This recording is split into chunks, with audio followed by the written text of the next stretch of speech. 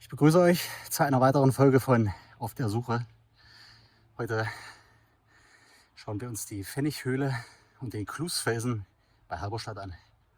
Mal schauen, was es da so zu sehen gibt.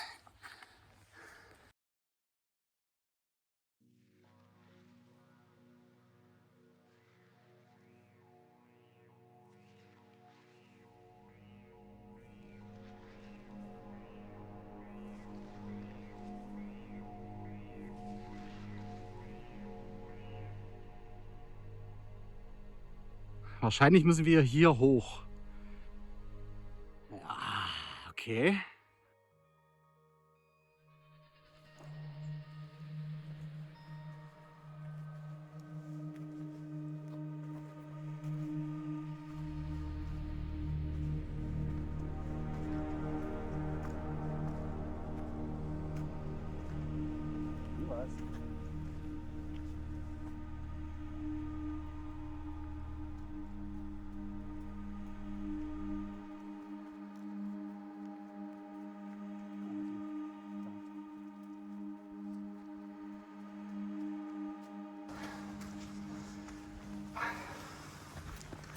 Hallo Pfennighöhle, sei gegrüßt. Am südlichen Rand von Halberstadt finden wir die Pfennighöhle inmitten der sogenannten Spiegelsberge. Sie ist ein künstlich geschaffener, etwa 20 Meter langer, abgewinkelter Stollen. Da hier Teile der Decke herausgebrochen sind, wurde dieser Stollen mit einem Zaun verschlossen. Offenbar war jemand nicht damit einverstanden, dass er ausgesperrt wurde, denn als wir dort ankamen, war das seitliche Gitter, das den Eingang des Stollens verschließt, aufgebogen. Damit war es uns möglich, auch im Inneren der Anlage ein paar Aufnahmen zu machen. Allerdings kann ich nur jedem abraten, es mir nachzutun, denn der Stollen wurde nicht ohne Grund verschlossen. Seid gegrüßt an der Steinzeitbar. Was darf es denn sein? Bisschen Blut?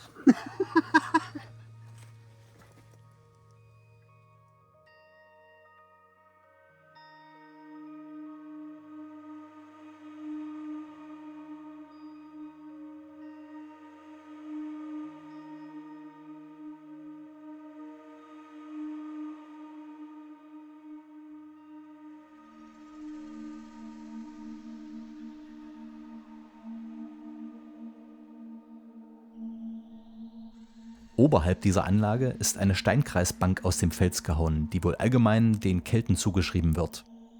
Ihren Namen trägt die Höhle wohl, weil hier zu früheren Zeiten oft Münzen gefunden wurden.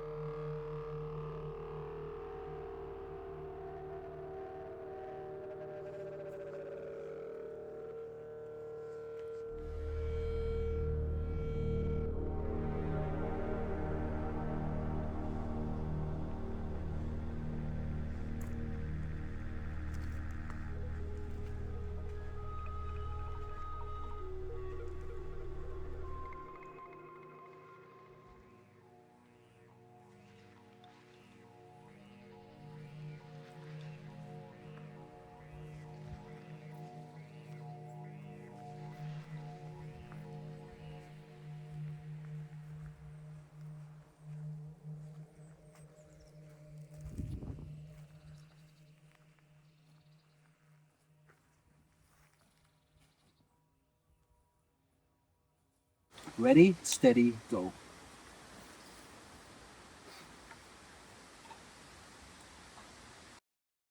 Der Gefahr von herabfallenden Steinen sollte man sich immer bewusst sein.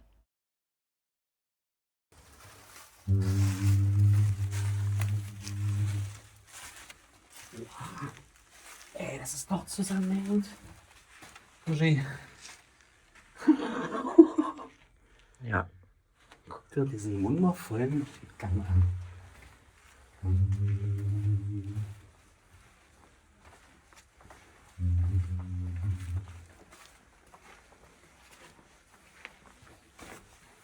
Ja, hier kommt es natürlich schon krass zu irgendwelchen Ausbrüchen, deswegen ist das eigentlich auch abgesperrt.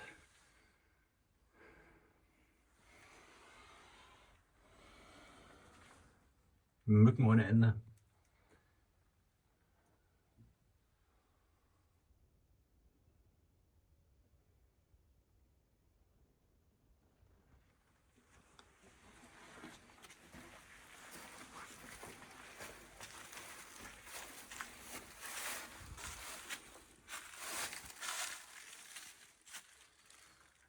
kommen auch schon wieder die Wurzeln durch hier von Bäumen. Auf die, das wir nachher mal sprengen. Ne? Die Platte ist anscheinend auch umgekommen, ne? Eieiei. Das wird nicht mehr das ewige Leben haben, du Schiedsrichter.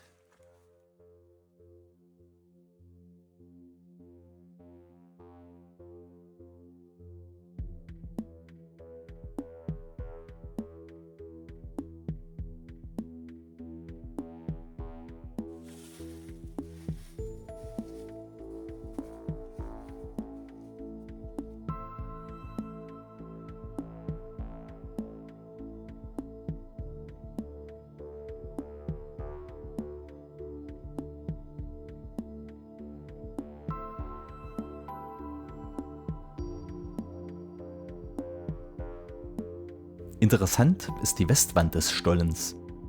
Im Frühjahr, zur Tag- und Nachtgleiche, scheint die Morgensonne direkt in eine Nische, die hier in den Stein eingearbeitet wurde. Es gibt Theorien, die hier von einer Art Initiationsplatz sprechen.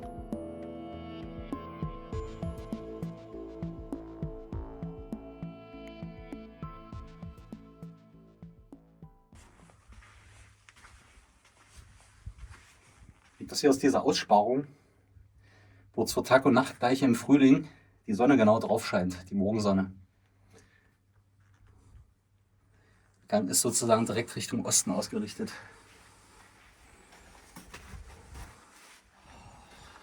Hat doch so ein schönes Profil, ne? Herrlich.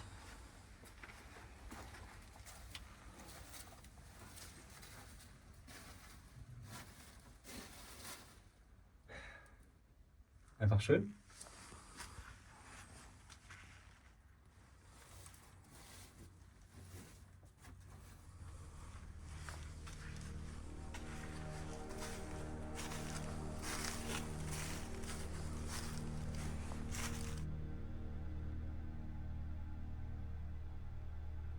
So.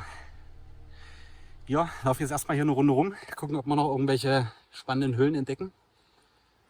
In der Nähe soll es hier auf jeden Fall noch einige geben. Hier drüben sieht man ein bisschen was. Gucken wir gleich hin.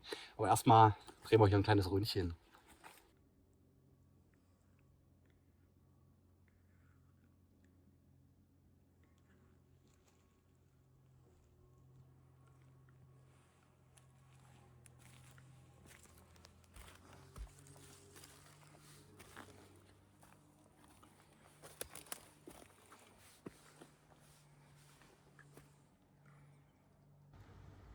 Wir haben die Höhle gefunden. Eine weitere. Gucken wir uns jetzt an.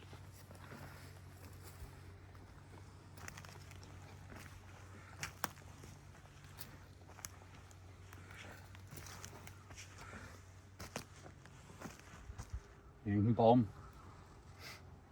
Ist komisch. Guten Tag.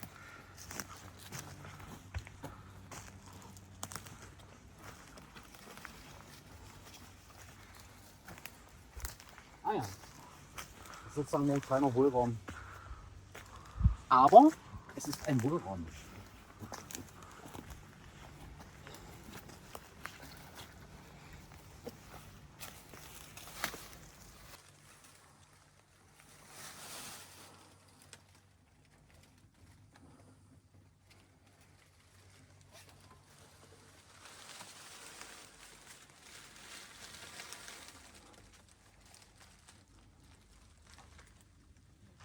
Bei der Sorte muss es theoretisch noch mehr geben. Und da haben wir noch eine weitere. Mehr oder weniger nebenan.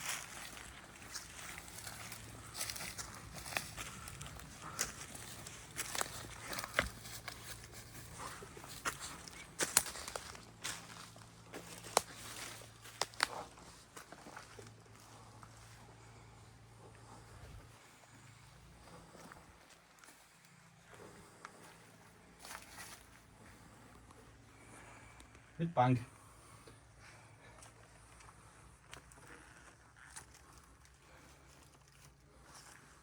Und Nische da oben, ne? Da noch eine.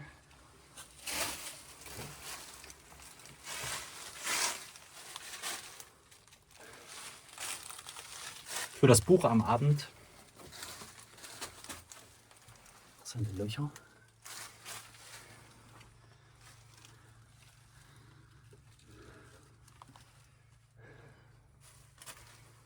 Hier auch. Das mal als Befestigung für irgendwas gedient hat. Könnte sein, oder? Hier nochmal.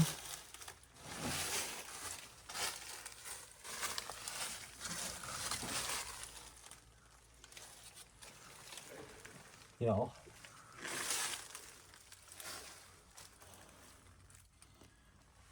Was wächst denn hier?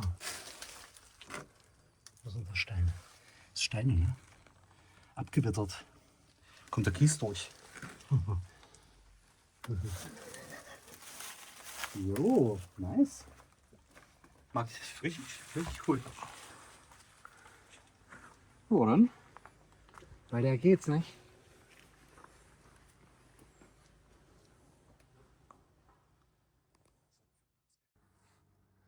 Hier noch so eine kleine interessante Nische. Bin mir nicht ganz sicher, ob es da hinten irgendwo tiefer reingeht.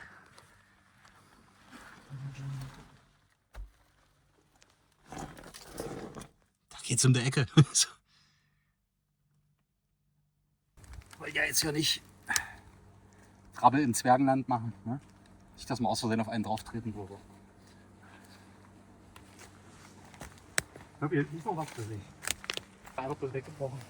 Das heißt, ist nichts dahinter.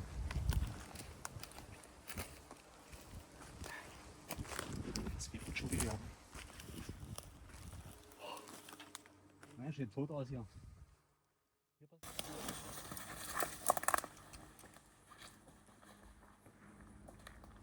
Ja, ich würde sagen, soweit erstmal zur Pfennighöhle. Wir schauen jetzt noch weiter zum Klusfelsen. Ich glaube, hier ist nichts weiter. Falls wir noch was entdecken, werden wir es euch zeigen.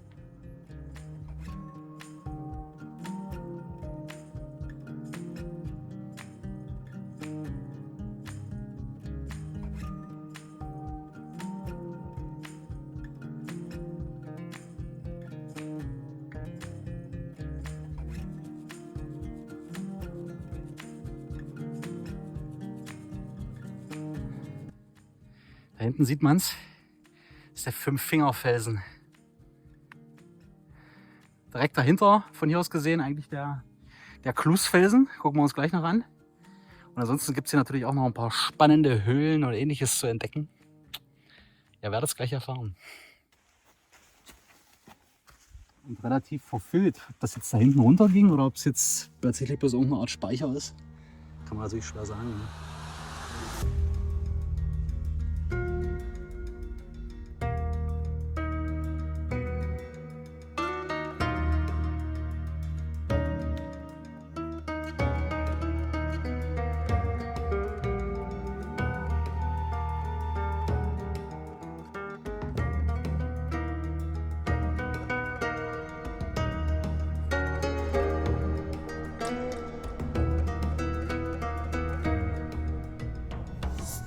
Einfach traumhaft schön. Nicht bloß mein Bruder, der Felsen auch. Zeitraffer läuft. Und wir schauen jetzt uns hier noch ein bisschen um.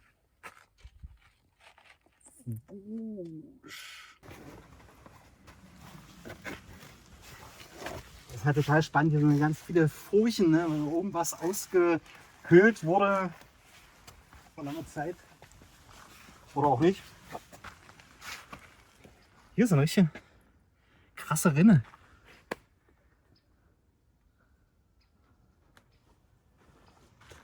Und da drüben, ah ja, das sind die Jungs. Das ist der Klusfelsen.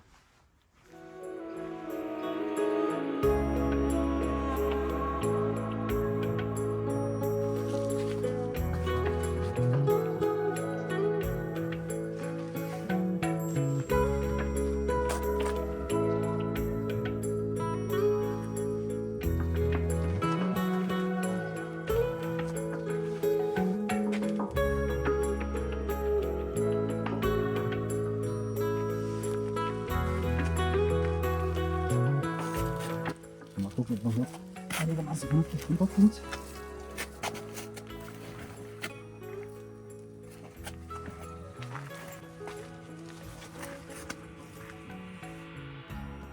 Dieser Wind. Irre.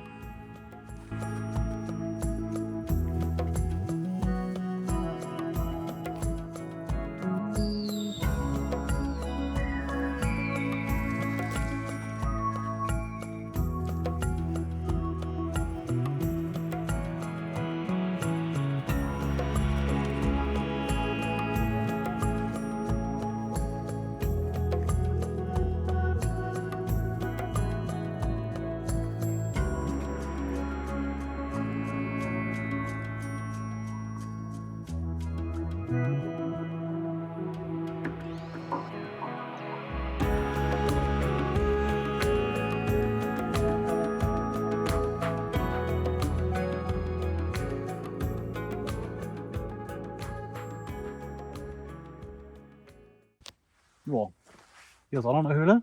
Gucken wir uns gleich an.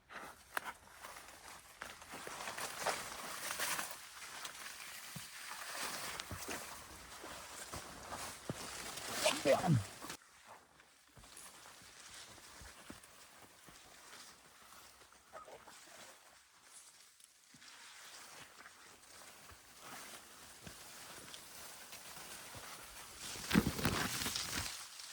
Auch nicht weiß. Ja. Die Höhle ist. Müsste die nicht.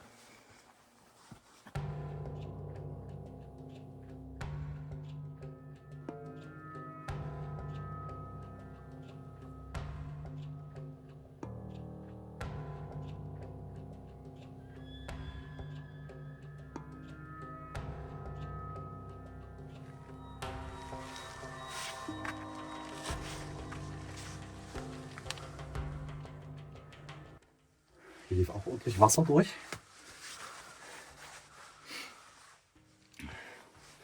War seitdem anscheinend auch keiner drin und kam wahrscheinlich gestern runter.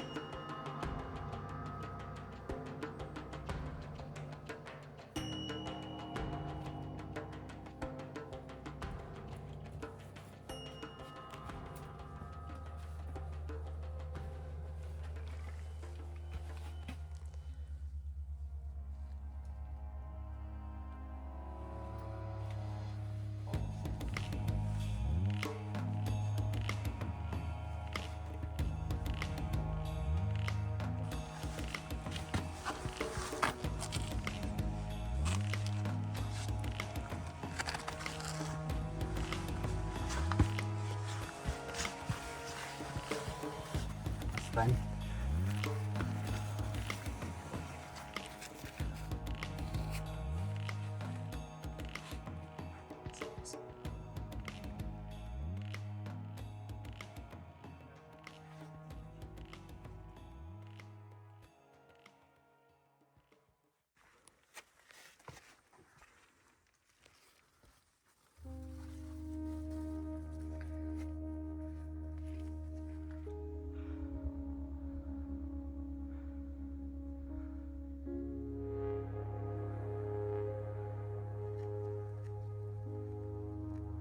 Nur etwa 1,5 Kilometer Luftlinie von der Pfennighöhle entfernt liegt der Klusfelsen am südöstlichen Rand von Halberstadt.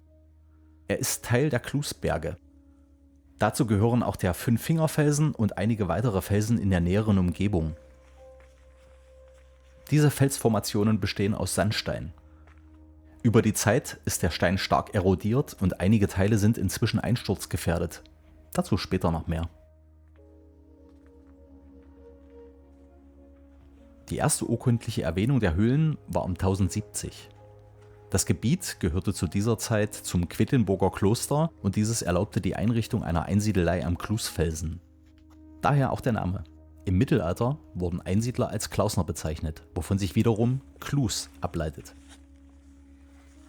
Das Alter der Höhlenräume ist unbekannt. Allerdings wurden an der nahegelegenen Ypsilanti-Quelle Gerätschaften aus Ton und Bronze gefunden, deren Alter bis in die jüngere Altsteinzeit vor 14.000 Jahren zurückreicht.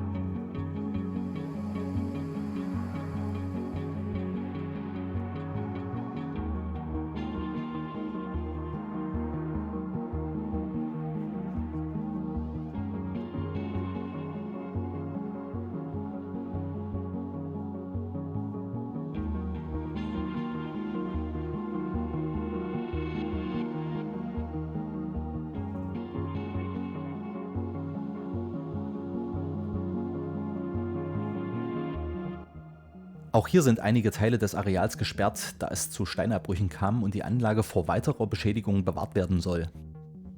Jeder, der hier trotzdem auf Klettertour geht, sollte sich dieser Gefahr bewusst sein.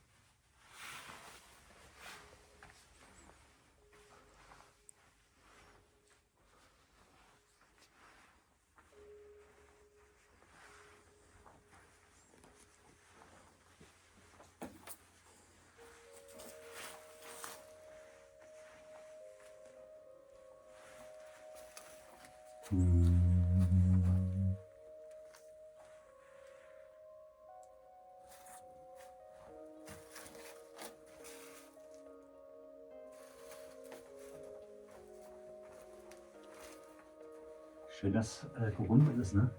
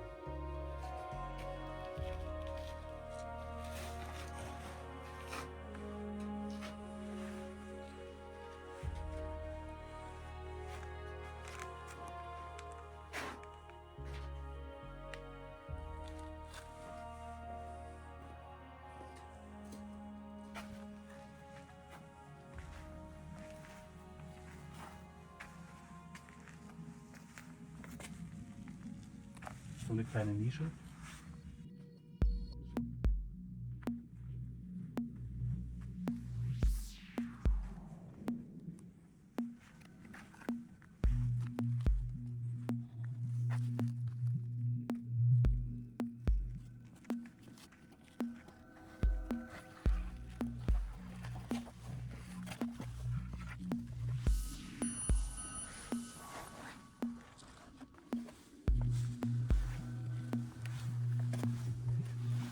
Sicher durch.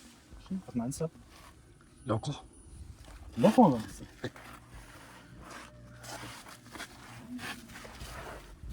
Ja, auf jeden Fall passe ich durch. Locker vielleicht nicht, aber der andere Weg ist breiter für sie.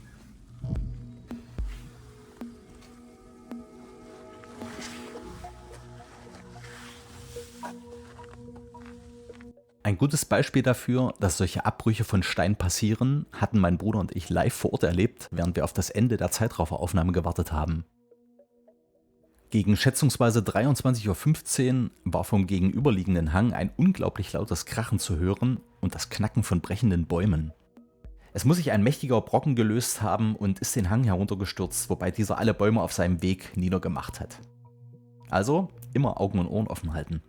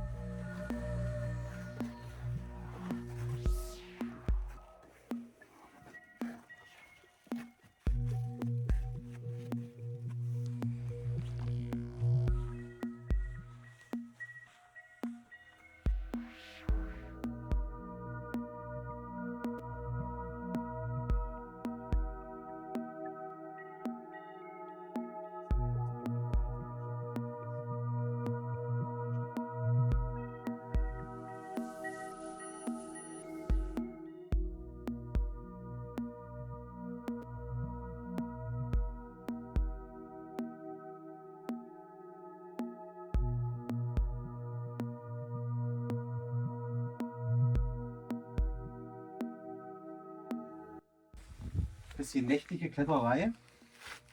Sieht gefährlich aus, als es ist. Es geht ja nicht weit runter.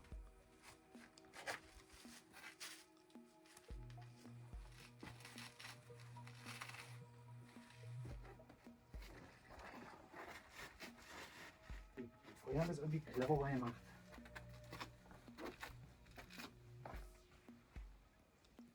Herrlich.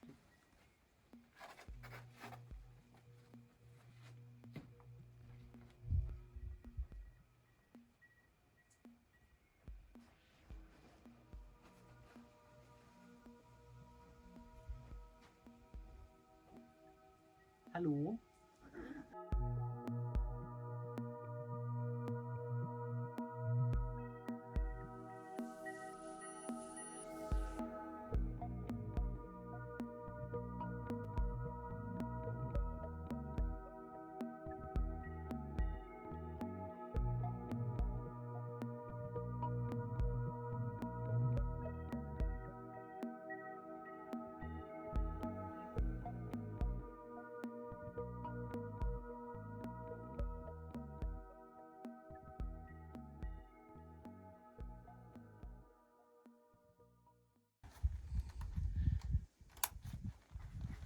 Leute, das war's für heute von Auf der Suche, von der Pfennighöhle und vom Klusfelsen. Wenn euch das Video gefallen hat, gebt einen Daumen nach oben, abonniert den Kanal, wenn ihr auch in Zukunft nichts verpassen wollt. Und wir sehen uns beim nächsten Mal. Ich freue mich darauf. Bis dahin, macht's gut.